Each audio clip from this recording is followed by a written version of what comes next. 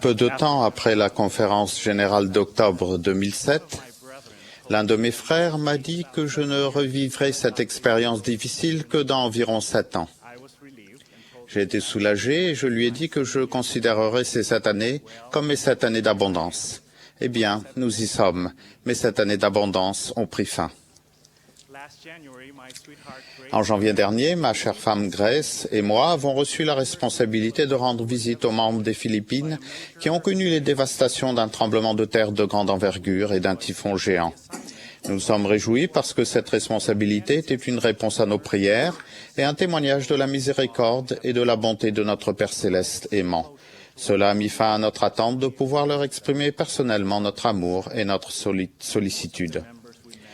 La plupart des membres que nous avons rencontrés vivaient encore dans des refuges temporaires comme des tentes, des centres communautaires et des églises. Les maisons que nous avons visitées n'avaient qu'une partie de toit, ou plus de toit du tout. Ces gens n'avaient déjà pas beaucoup auparavant, et ils avaient maintenant perdu le peu qu'ils avaient. Il y avait de la boue et des décombres partout. Toutefois, les gens étaient remplis de reconnaissance pour la petite aide qu'ils recevaient, et ils étaient heureux et avaient un bon moral malgré la situation difficile. Quand nous avons demandé comment ils s'en sortaient, tous ont répondu avec vigueur « Nous allons bien ». De toute évidence, leur foi en Jésus-Christ leur a donné l'espoir que tout finirait par s'arranger. Maison après maison, tente après tente, Sœur Thé et moi avons été instruits par ces saints fidèles. Lors des calamités ou des tragédies, le Seigneur a l'art de nous recentrer, nous et nos priorités. D'un coup, tous les biens matériels que nous avons acquis après tant de travail n'ont plus aucune importance. Tout ce qui compte, c'est notre famille et nos relations avec les autres. Une brave sœur l'a formulé comme ceci. Après que les eaux se sont retirées et que le moment est venu de nettoyer, j'ai fait le tour de ma maison et je me suis dit que j'avais accumulé beaucoup de choses inutiles pendant toutes ces années. Je pense que cette sœur voit les choses sous un meilleur angle et que dorénavant, elle fera très attention quand elle décidera ce qui est nécessaire et ce dont elle peut se passer. En servant avec de nombreux membres au fil des années, nous avons eu la joie de remarquer une abondance de force spirituelle.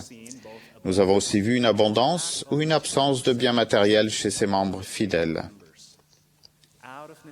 Par nécessité, la plupart d'entre nous gagnent de l'argent et acquièrent des biens de ce monde pour pouvoir subvenir aux besoins de leur famille.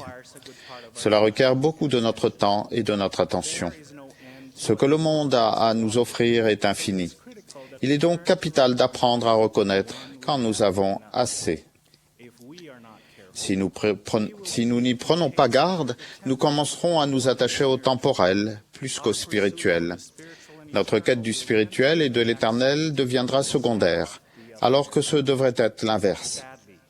Malheureusement, il semble y avoir une forte tendance à acquérir de plus en plus de biens et à posséder les plus récents et les plus élaborés. Comment pouvons-nous nous assurer que nous ne prenons pas cette voie ? Jacob donne ce conseil. C'est pourquoi ne dépensez pas d'argent pour ce qui n'a pas de valeur, ni votre labeur pour ce qui ne peut pas satisfaire. Écoutez-moi attentivement et souvenez-vous des paroles que j'ai dites.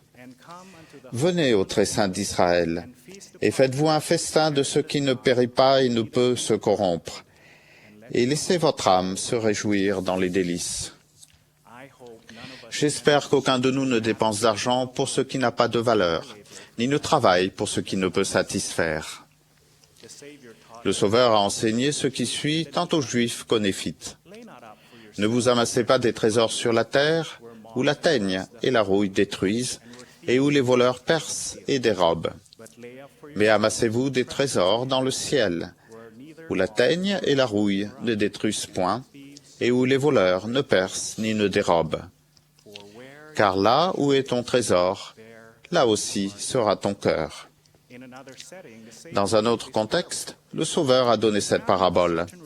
Les terres d'un homme riche avaient beaucoup rapporté. Et il raisonnait en lui-même, disant, « Que ferai-je ? Car je n'ai pas de place pour serrer ma récolte. » Voici, dit-il, ce que je ferai. J'abattrai mes greniers, j'en bâtirai de plus grands. J'y amasserai toute ma récolte et tous mes biens. Et je dirai à mon âme, tu as beaucoup de biens en réserve pour plusieurs années. Repose-toi, mange, bois et réjouis-toi. Mais Dieu lui dit, insensé, cette nuit même ton âme te sera redemandée. Et ce que tu as préparé, pour qui cela sera-t-il? Il en est ainsi de celui qui amasse des trésors pour lui-même et qui n'est pas riche pour Dieu. Dieter F. Uchtdorf nous a donné le conseil suivant il n'y a pas si longtemps. Notre Père Céleste voit notre potentiel réel. Il sait sur nous des choses que nous ignorons. Il nous incite, au cours de notre vie, à remplir la mesure de notre création, à mener une bonne vie et à retourner en sa présence. Pourquoi donc consacrons-nous autant de notre temps et de notre énergie à des choses qui sont si éphémères, si frivoles, si superficielles? Refusons-nous de voir la folie de la quête de ce qui est insignifiant et passager? Nous savons tous que notre liste de trésors sur la terre est composée de l'orgueil, de la richesse, des biens matériels, du pouvoir et des honneurs des hommes. Ils ne méritent pas davantage de temps ni d'attention, alors je vais me concentrer sur ce qui constitue nos trésors dans les cieux. Quels sont les trésors dans les cieux que nous pouvons nous amasser? Pour commencer, il serait bien d'acquérir les vertus chrétiennes que sont la foi, l'espérance, l'humilité et la charité. On nous a conseillé maintes fois de nous dépouiller de l'homme naturel et de devenir semblable à un enfant. L'exhortation du Sauveur est que nous nous efforcions d'être parfaits comme notre Père Céleste et lui. Deuxièmement, nous devons consacrer plus de temps et d'efforts de qualité à fortifier nos relations familiales. Après tout, la famille est ordonnée de Dieu. Elle est la cellule la plus importante pour le temps et pour l'éternité. Troisièmement, servir les autres est la marque d'un vrai disciple du Christ. Dans la mesure où vous avez fait cela à l'un de mes plus petits frères, c'est à moi que vous l'avez fait. Quatrièmement, comprendre la doctrine du Christ et fortifier notre témoignage est un travail qui nous apportera une joie et une satisfaction véritables. Nous avons besoin d'étudier régulièrement les paroles du Christ rapportées dans les Écritures, ainsi que les paroles des prophètes actuels. Car voici, les paroles du Christ vous diront tout ce que vous devez faire. Je termine par l'histoire d'une veuve de 73 ans que nous avons rencontrée lors de notre voyage aux Philippines. Quand le tremblement de terre a frappé l'île de Bohol, la maison que son mari défunt et elle avaient travaillé si dur pour bâtir s'est effondrée, tuant sa fille et son petit-fils. Maintenant seule, il lui fallait travailler pour subvenir à ses besoins. Elle a commencé par faire la lessive, à la main. Et elle doit monter et descendre plusieurs fois par jour une colline élevée pour chercher de l'eau. Quand nous lui avons rendu visite, elle vivait toujours sous une tente. Voici ce qu'elle m'a dit. « Frère, j'accepte tout ce que le Seigneur veut que je supporte. Je n'ai pas de mauvais sentiments. Je chéris ma recommandation pour le temple, que je garde sous mon oreiller.